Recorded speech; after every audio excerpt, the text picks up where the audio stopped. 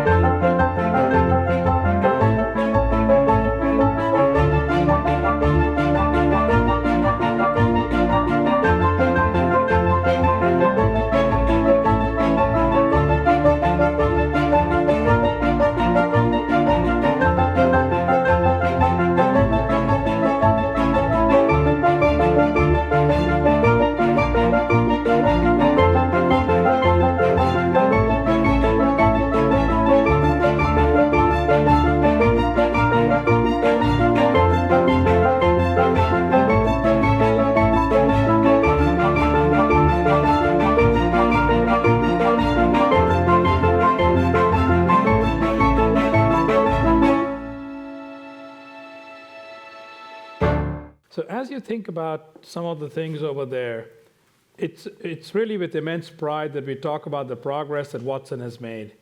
You think about the people who are jumping up and down. By the way, that was the team who created the original Jeopardy team. The auditorium there is the auditorium where I'm lucky enough to work. It's in the building where we work, and that's where that match was actually shot. And I'm hoping that over the next 15 minutes or so, I'll make real for you some of the examples that were there in that video when you consider healthcare, you consider agriculture, etc. But to place it in a little bit of context, we really want to talk about man and machine, because a lot gets written about is it man versus machine. And as a technologist, I would say that that has probably been the debate on every significant new technology for a long time, going back actually to the first power loom that was, I think, end of the 18th century. So look at the first example on transportation. So you would say the steamship opened up global trade. When we talk about nation states like what happened in Great Britain, you talk about Spain, you talk about Germany, really global trade opened up with the steamship. You fast forward on the steamship and the combination of man and machine all the way now to the 747 or the A380, take your favorite pick, and $14 trillion annually, 14 trillion of global trade facilitated by this mixture of man and machine. In the absence of that, the overall standard of living would be a lot lower. You take the second example, telegraph, not quite 300 years old, but about 100, 130, 150, and that allowed communication to happen, hence opening up information flowing, and news of elections or wars and so on flowed almost instantaneously, minutes to hours, let's call it that. All the way today to where most of you have a smartphone in your pocket, which is capable of more communication that was probably happening on the planet a century ago. Literally, every one of you. And the last example on GPS, so surveyors used tools going back hundreds of years, literally telescopes, plumb lines, and so forth, to measure out the land ownership, property boundaries, and so on. Today, somebody programs, let's call it a John Deere or a Caterpillar tractor, a machine, and it sows seed, it harvests, it does everything all by itself, following the instructions of the GPS coordinates that have been fed into it. Look at all these examples. In the last example, we have gone from 98% of people doing agriculture to less than 2%. The other 98%, by the way, are a lot happier not to be on that hand-to-mouth living. Ditto for transportation, opening up global trade and globalization. And on communication, I don't think any of us would want to live without the communication that's there today. This just to give you a backdrop of what technologies do when they advance sufficiently. This is a few examples on this page I'll sort of touch on as we go over the next few minutes. So top left, you see a field, you see tractors, and you see agriculture. Can we do better quality agriculture with higher yield using 20% less water? I'll pose that as a question, and how would you go about doing that? Health. Steve mentioned health in his listening to say that's one of the bigger aspects and approaches and where AI could have a big, big impact. You think about the color palette being shown there. So you cover creativity, you're covering the physical world, you're covering a knowledge industry like health. And I'm hoping that over the next few minutes, you'll see many of these examples really come to life for you on how AI benefits every one of those. Because when you go across food, creativity, and health, that begins to touch every one of you in your daily lives. So you should stand back and ask the question, kind of, why now? AI has been talked about for 50 years. Notice I'll use the word talked about. You could have, maybe you can count on your fingertips the number of people working on it in the 1960s, but giants in the field, people like Marvin Minsky and all began to conceive of it then. And some of the language we use comes from then, but we didn't have the compute and we didn't have the data. So now that you are today, 2.5 exabytes of data. Second, the data is really created very quickly in the last 2 years, and the kinds of data are increasing. With smartphones, good or bad, putting aside our personal judgments, have come a deluge of photographs. With IoT sensors, you're getting a lot of other signals. You're getting lots of audio that is digital tracked everywhere. And you begin to combine all of this, I'll use the term unstructured data, together with all the numbers, etc., and you have another problem. And an example on both those is on the global scientific output. It is doubling every 9 years.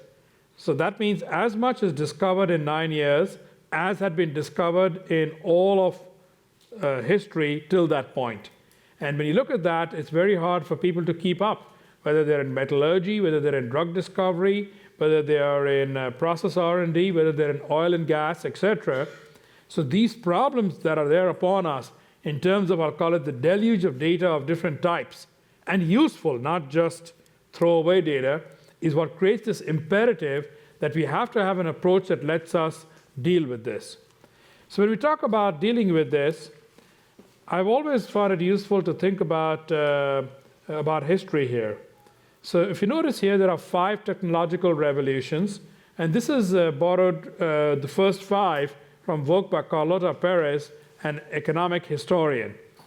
And if you look at it, the Industrial Revolution, I spoke of the loom, you can say, roughly speaking, the 18th century. Then you can go to steam and railways, which really allowed those goods to move from the factories created by the Industrial Revolution to certainly all over a nation, and using steamships all over the globe. You can next go to steel, electricity, and heavy engineering, and that gave rise to electrification. It gave rise to being able to take energy from one place to another place, etc. You know, we use the word mobile now very easily. I will observe that the automobile revolution 100 years ago was the first mobile revolution, but it was about making yourself mobile.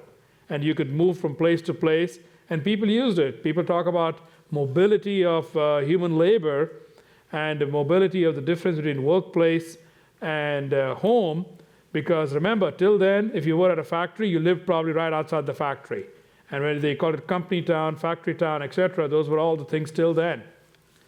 And then the last one we've been enjoying for the last 60 years roughly, ICT is the common term, or information and telecommunications. And in every one of these, if you look at the global economic improvements, it was almost 10x from the beginning to the end of these 50 to 70-year cycles. And I'd assert, is AI the one that's coming now and is going to lead to the same kind of productivity? So when you look at that, you say, do you have some numbers to begin to back it up?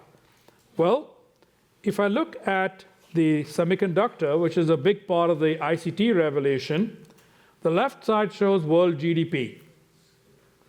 The right side shows how much computing you buy for $1,000. And I would say you'd have to agree that those curves are on the same shape. So they are correlated.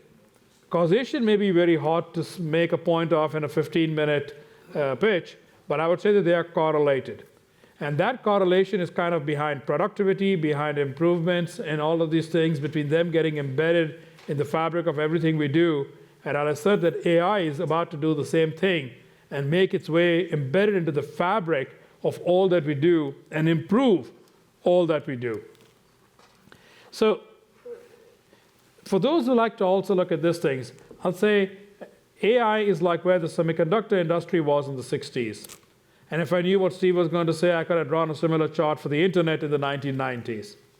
So in the 1960s, the transistor had been discovered. That was actually in the 1940s. Silicon Valley, by the way, had been founded in the 50s by Fairchild.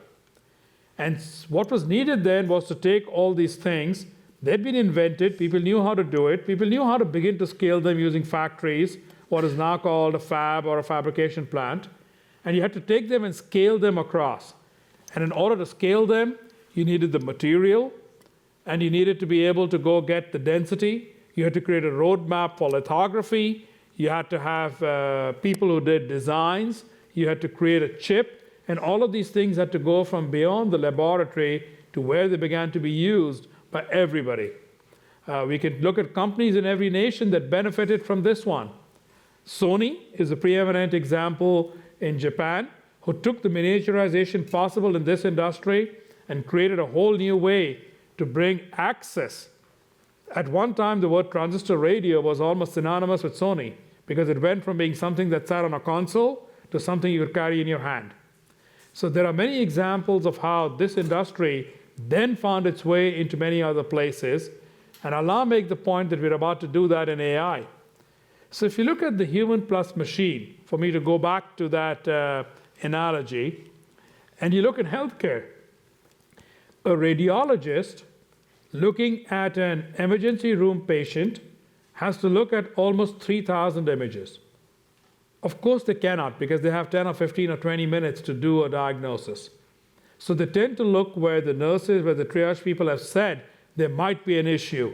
Left side of the head looks like it was in an accident, it's all bleeding, it looks like there's a problem.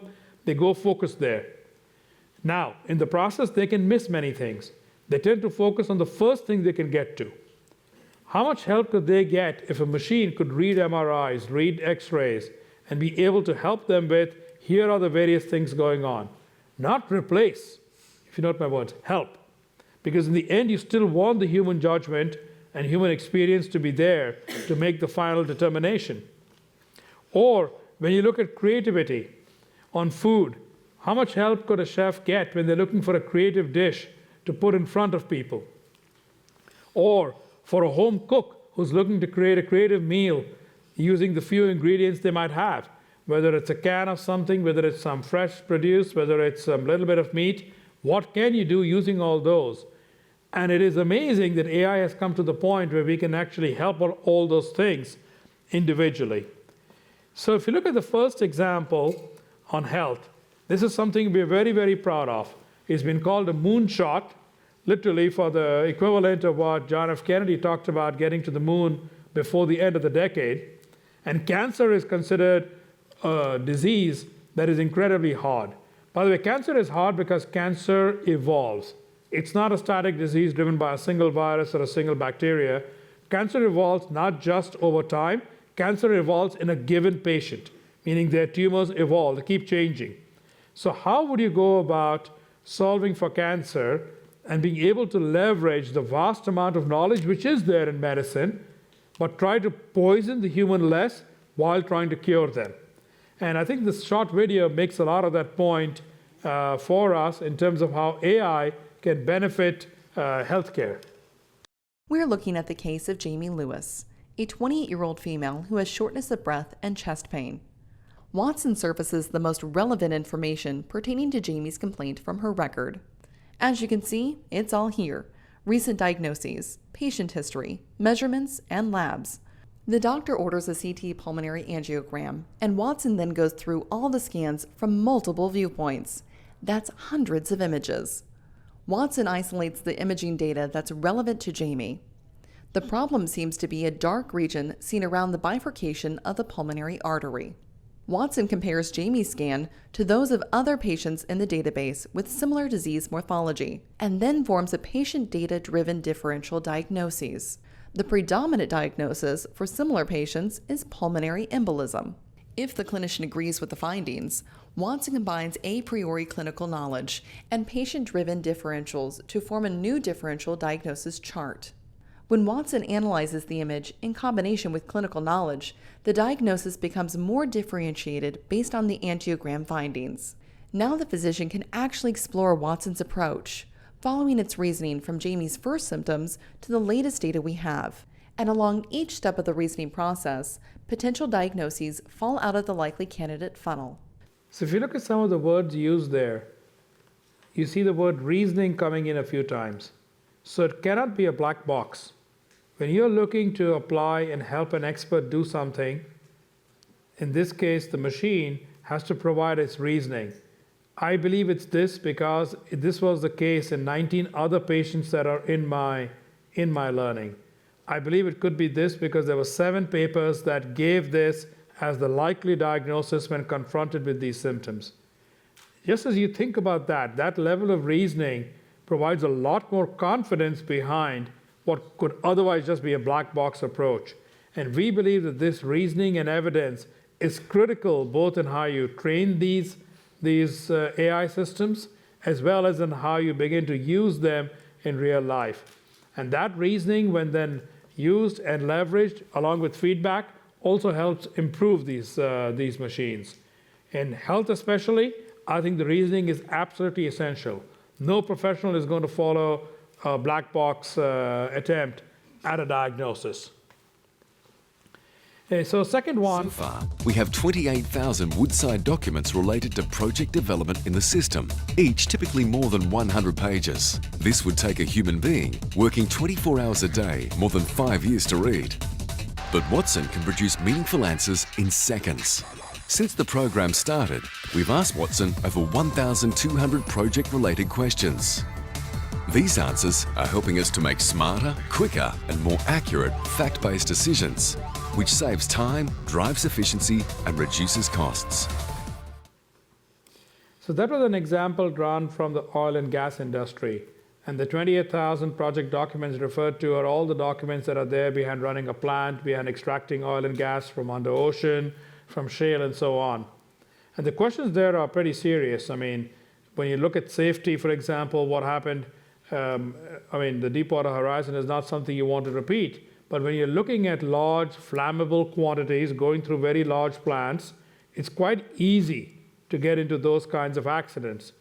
And there are questions that you can ask where a system that can learn can really digest all the documentation and really help also in the training of the staff to be able to get to a much better conclusion when they have certain observations. The one that was being shown there was around the pH balance in a particular kind of centrifuge within an oil and gas plant. And these are the kinds of things that really make a big, big difference to productivity and, in this case, safety. And I'll touch on one or two more examples before coming to what all we need to do here. An example from late last year is around fashion design. And hopefully this is somewhat surprising to you that an AI machine, in this case our Watson machine, can help in high-end fashion. This is literally high-end fashion of people who go to some of the New York We really felt that Watson just enabled us to do our job better. We fed hundreds of images of Marquez addresses into Watson, and Watson came back and really gave us guidelines of which direction we should go in, which color stories we should take, and it had been segregated into several different emotions. Seeing one of our dressers that was able to respond and communicate with everyone out there was really something we never thought we'd ever see. So this example, you see what she said Watson had to do. We fed it images of Marquez addresses. That means in this case, Watson is using its eyes, is getting a sense of which ones are good fashion, because the assumption is that the images fed in by the designers are good fashion. And because it's a spectrum, it learns to get a sense of what's possible. It gets a sense of what color palettes are possible. It gets a sense of now how to react, because in that particular dress, it was helping it with effectively an LED light show that would be attractive to the people around, as opposed to just a bunch of noisy lights. So those are all examples where, in this case, it's creative, it's digesting a lot of documents in oil and gas, it's helping an expert physician in the health example. So it really shows that how Watson has come to impact different industries as well as different professions. But what all do we need to get to make it real? I mean, I believe that the cognitive revolution has just begun. Whether we go to the internet analogy of 1995, the year the browser came out, or we go to the semiconductor revolution in the 60s, when things called chips began to come out in the 60s. Till then, we only had transistors. And when we look at all of the things that are required, I touched on many of the industries that will get modified. But what is it going to need? I mean, to touch on one of the tenets of the Japan Society on policy, you're going to need societal scale infrastructure. Whether we talk about things like cloud computing or we talk about high-speed networking, those are societal infrastructures that are going to be needed.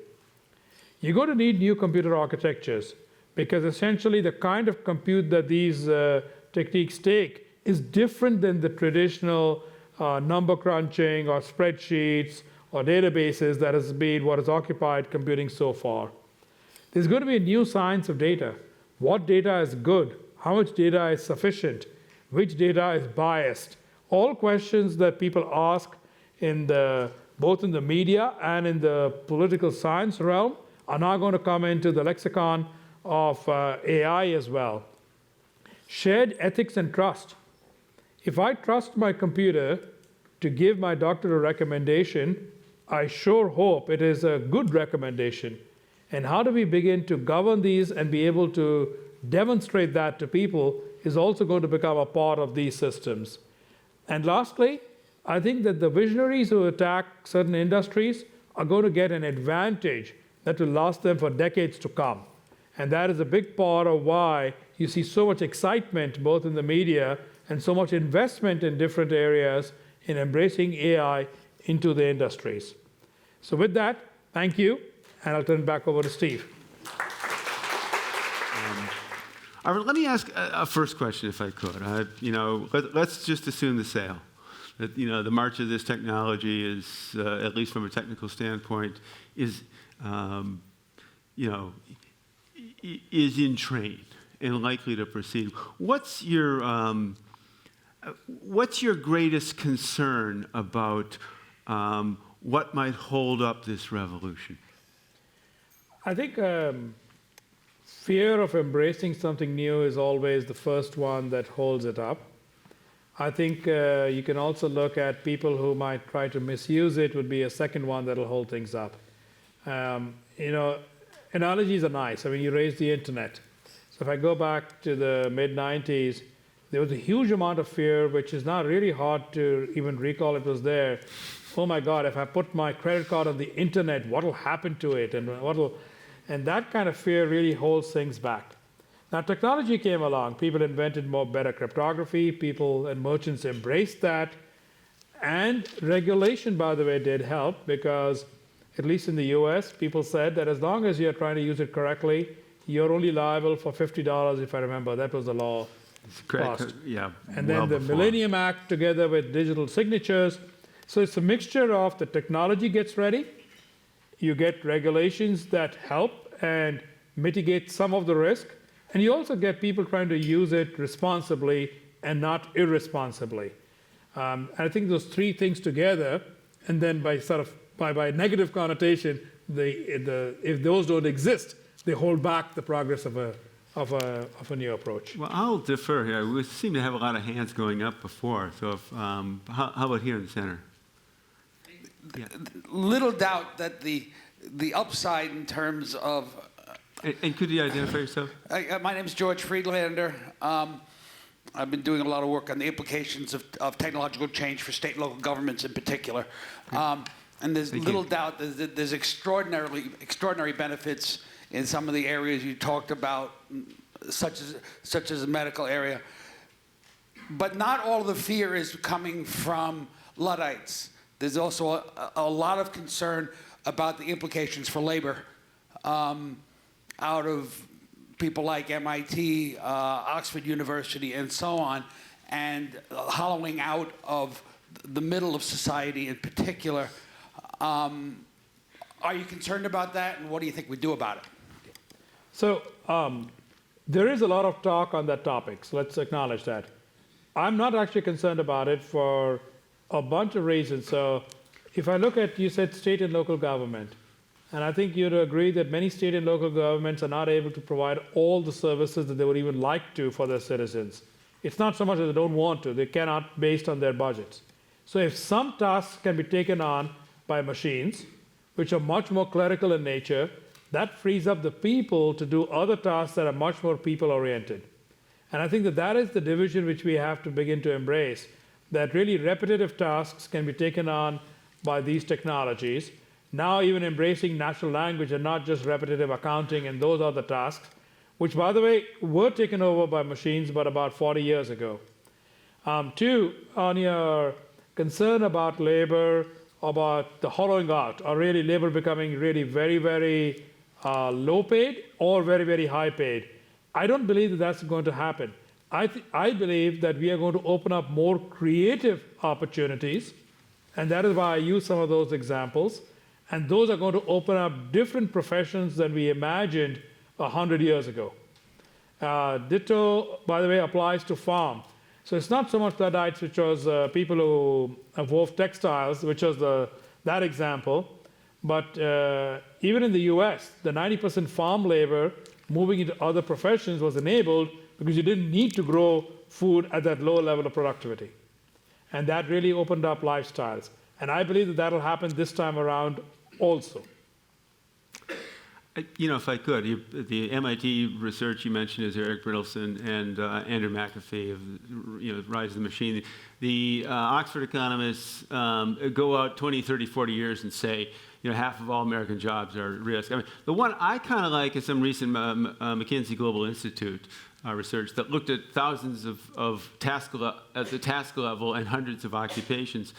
And their approach was, at least within the next 5 years, what you're going to get is, portions of occupations can be automated. 40% of current tasks can be automated, but they'll only displace 5% of the jobs. And you get these kinds of, the obvious thing. More of a CEO's job can be automated than a home healthcare worker. For all the things that sort of Watson can do. I think that's where we're headed, at least in the short term. But the argument here is about pace. I mean, everybody has said, and because I've been through this countless times, everybody has said, you have agriculture and manufacturing, right? Large percentages manufacturing after World War II, agriculture, particularly at the turn of the century. The concern and the swing factor that people like Brittelson have, who's basically an optimist, about all this, is that is it happening faster this time? And the adjustment issues, and I think those are real things. I don't disagree with Arvind, but yeah, and look, you can also, the past is either lens perspective or it's a prison, and it's not, it's good things to worry about. But I don't think it stops the parade. So you're picking up on your point. So if you have your home healthcare worker, but the mechanical parts are done, let's say by sensors and AI, taking the blood pressure, understanding whether there's a problem, and the home healthcare worker now comes in and talks more to the person, you get a much better sense of what's going on, and they can then focus on what they can provide the most value on, and probably result in a better patient than simply somebody who's so rushed in all the mechanical parts of their role that they don't have time for the social interaction, which, by the way, we do know that many people, especially who are isolated, will actually have a better life if there is a bit more social interaction, as an example of displacement. In a new market. And a new market. Right, and others have, there's a Stanford and research project on this, and GE, and I think you guys are too. They call it Guardian Angel, particularly for aging in place, to allow more of that to happen and fewer people go into nursing homes. But okay, enough of me. Here, if you would. I'm Nathan from Daiwa. My question is, within IBM, there are a lot of applications, as you're saying. How do you prioritize between different applications? So it looks like IBM probably decided healthcare is more important or more compared to a self-driving car. So how do you prioritize that? Interesting question. So between those two examples, I'll begin with that. It's between healthcare and a self-driving car. So self-driving car is not one that we would come to you and say that we have great expertise at. I think auto companies, people with those kind of backgrounds, and Ford, GM, Toyota, Mercedes, BMW, Volkswagen, every auto company I can think of has a pretty serious program on trying to get closer to autonomous driving, right? So I began with, we don't have the expertise. I mean, we don't manufacture automobiles. We don't sort of think deeply about how they would react. On health, the way we began to look at it is that if I look at the combination of that physicians and all healthcare providers are deluged by data that is coming out in the form of studies, clinical trials, new medicines, new this thing. Well, okay, that's an area where we do have expertise. We understand data, both structured and unstructured, quite well.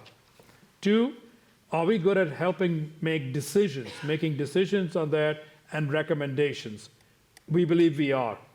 3, is there a crisis upon us in terms of how healthcare is both managed and delivered everywhere, and the fact that there aren't enough experts? If you go outside the United States, right now I'm thinking of the number. I think in India it's 50,000 cancer patients per trained oncologist, similar numbers in Southeast Asia. So can you use these techniques to now able to expand the effectiveness of that trained expert? And it is a relatively fragmented market, unlike more concentrated ones like automobile. So it's easier to make a big difference in an area where there hasn't been that much, I'll call it, information technology applied in the past. Now, when we look at it, I think that the bulk of what we will do is not through us, it's going to be through partners.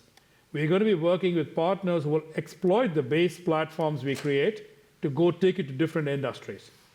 Health is an example where you've taken it to an industry. Internet of Things, so for industrial, what's called Industrial Revolution 4.0, is one where we may take it more directly. But in the majority, I expect it's our partners and our clients who will take it into their industry, not us ourselves. Right here, sir. Fred Katayam of Reuters, and I'm also on the board of Japan Society. I have two questions, Dr. Krishna. Hi, Steve. It's been 30 years. 30 years since we worked together. Exactly. Japan. One, you talked about credit cards. Said, okay, we're used to credit cards on the internet now. But certainly for any corporate risk officer, cybersecurity is a preeminent risk. We even talk about our elections with Russia and possibly interfering. So I don't mean to be negative, but what is your worst case scenario in case AI gets mastered by bad actors? And two, on the flip side, your commercial features a new Nobel laureate of literature. You processed a lot of data of his songs, Bob Dylan's, and you figured out what kind of themes they are. How far are you away in terms of years of beating Bob Dylan in his own game? I say that because Sony has come out with that artificial intelligence that tried to emulate the Beatles. Tried to, I say. So that's a question I get asked a lot. So on the last part of your question, I think to slightly generalize your question, you're asking is, when will machines be able to really be creative, to make a jump beyond just reading a lot of stuff, summarizing things, reasoning through already reasoned stuff, giving you synopsis, giving you aggregations, etc. I believe we are probably 50 years or more from that point of, I'll call it the jump in creativity. So creativity, which is around looking at different designs and coming up with some aggregate, or helping a designer, is different from actually coming up with an interesting song that's going to go get onto a billboard, that's going to go get 1 million downloads in the first hour. I personally believe we're 50 years from that point. Okay? And so, because I think that requires not just mastery of songs, you actually have to understand human emotion, you got to understand psyche, you got to understand what is currently and topically popular, you got to understand what gives people angst, you got to understand what gives people pleasure. The words and syntax is a small piece. And that's why I say on human creativity, all those things are not yet done by one machine. So you got to do all those things to get to that part of this thing, right? Then when we come to trying to sort of the cybersecurity part or the negative. So I think that criminals have always used sophisticated techniques. When we look at bots, you look at denial of service attacks, you look at all those things, I'd say that's primitive forms of machine learning that they're already doing. So we can kind of say, well, maybe we shouldn't advance this stuff, or maybe the better advances is that you kind of fight like for like. Maybe we should use AI techniques to keep morphing how my network behaves. Maybe I should use AI techniques to continuously change what my point of attack looks like. If you change what you look like, how hard does it make it for the other side to be able to attack you? So I actually fundamentally believe that herein lies the solution, not necessarily the problem. Here in the back. So Arturo I'm a faculty at Baruch College in Information Systems and Statistics. My question is related to healthcare as a topic that you're being heavily investing resources in. It's a particular unique topic in terms, you mentioned online banking and credit cards, but healthcare in general, it's more, people are more careful of how who they share their information with, because the the impact, it could be much higher than just, losing your credit card or something like that. So, certain limitations in healthcare are like dealing with physicians, right? That's one big one. Another one, I guess my interoperability, that's I would say it's a big one. We don't really have, a unique health record where, you have all the information about a particular patient. So to some extent, these recommendations that you were showing as an adaptive user interface, showing potential conditions, the top potential conditions, what could be a catalyst to have better recommendations and not only top recommendations? For instance, if you think about Netflix and your recommendations, it's mostly recent movies that people are currently watching, but you have the long tail problem. And, so what could be a catalyst in terms of policy that could kind of like Yeah, so that's a great question. So first, just to address the very beginning of your question when you talked about privacy and the implications in health. So we should be clear. The individual's health record has to be kept as private and subject to all the regulations that are now there today, and those vary by nation. So we're not talking about putting those on a public cloud or sharing those with anybody except the individual and their personal provider. Okay, so just to clarify that part of it. The learning done to get there is done on the basis of published literature, which is almost always what is published is anonymized individuals. There is no personally identifiable information on there, just to sort of clear that up. But the second part of the question you asked is, all right, given these examples, what could bootstrap them being even more effective and much more prevalent than they are today? So certainly a more complete electronic health record, because it is fragmented today across multiple providers. So that is the case. Now, there are efforts there going on about that in terms of how to combine the health record. Also, a lot of providers tend to focus on the last 30 days, 90 days of the health record.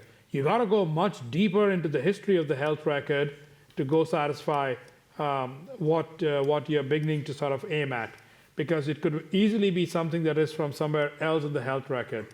And being able to correlate that, and then we can begin to sort of speculate if we can also begin to combine that with genomic information, and probably most importantly, all the behavioral aspects of that individual in terms of their environment. And many studies have shown that is 60 to 70% of the impact comes from there. I mean, a very simple example, when people often go back to a physician or something to talk about, I took this prescription, it didn't help me, 50% of the time the cause is they never took the prescription. They filled it and they never ate it. But it is reported in the system as a failure. So my point on the other 60%, if you get all that information, somehow, that would be the most effective way of beginning to improve the predictions and the outcomes. In the back. Sure.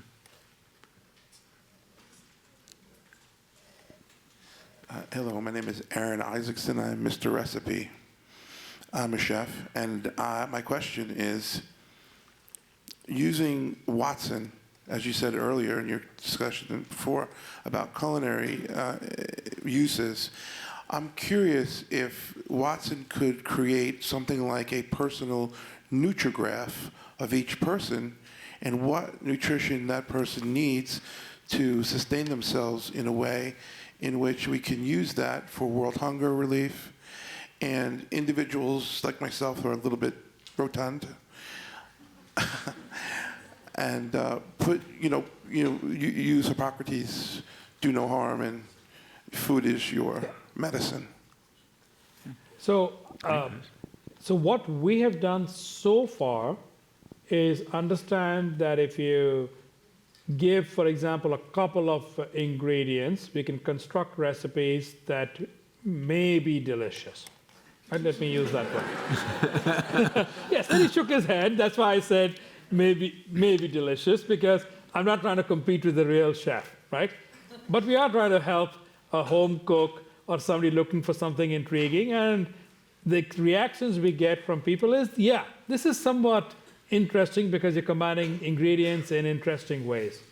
But what you're asking is to now connect that to both the individual and to the underlying, just use the word nutritious, but that includes caloric as well as different minerals, different groups, whether carbohydrates, fats, proteins, etc. We have not gone all the way there. So I think giving the nutritional value of a dish is reasonably straightforward. I'm just thinking as a scientist for a moment. Combining it to go make the personal recommendations is a lot harder. I mean, as you've all seen, there are many, many sites that aim to do this, and I would say with mixed results today at best. So I think back to my point on creativity, you have to get far beyond just what's appropriate for you. I mean, I can look at myself and I say, I know I should exercise more, I should probably sleep better. Okay, I know it, that doesn't mean I do it. So now how do I get into the behavior modification that makes that more effective? So you now bring a whole realm of psychology into the picture, not just the hard science, if that's answer. So I think we are 2/3 of the way to your dilemma, not all the way. Yeah, let's see. I think we have time for, go ahead, we'll take the front row.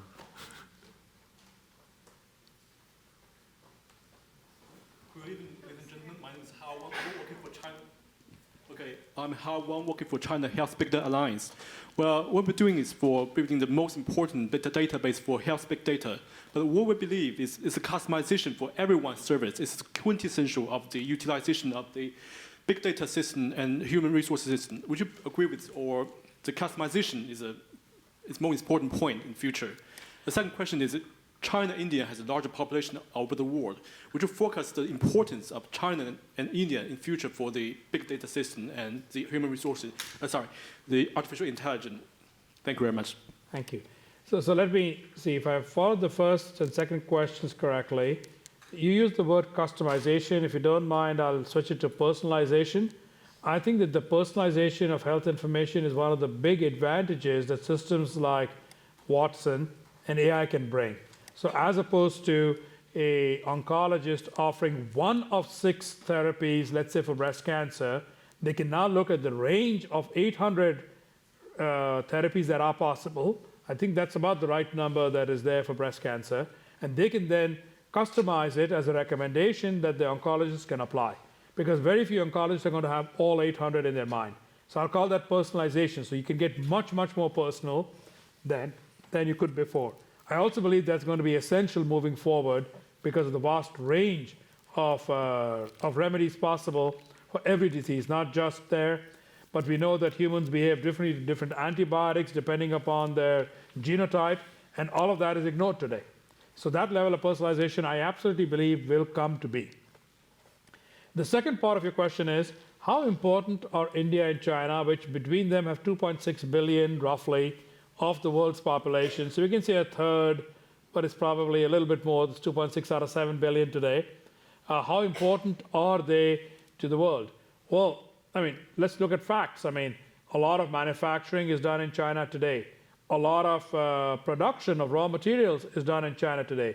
So even forget for China itself, that nation being both productive, being able to advance its economy, being able to advance the living standards of its people, is essential for the world, not just for China. Now, ditto for India, if you look at the number of services firms based out of India, providing services globally, and then that flowing back. So if you can improve the health in there, you can improve the productivity in there, and that has a benefit to the nation and to the world at large. So if you look at this, I mean, yes, there's many debates about globalization, and one should be careful about not creating haves and have-nots. But if we can lift the standards for everyone, that tends to benefit the globe overall. I mean, I don't believe that there is a limit to where all these standards can go, because that's kind of, I think, the implicit dilemma that people face. There is no limit.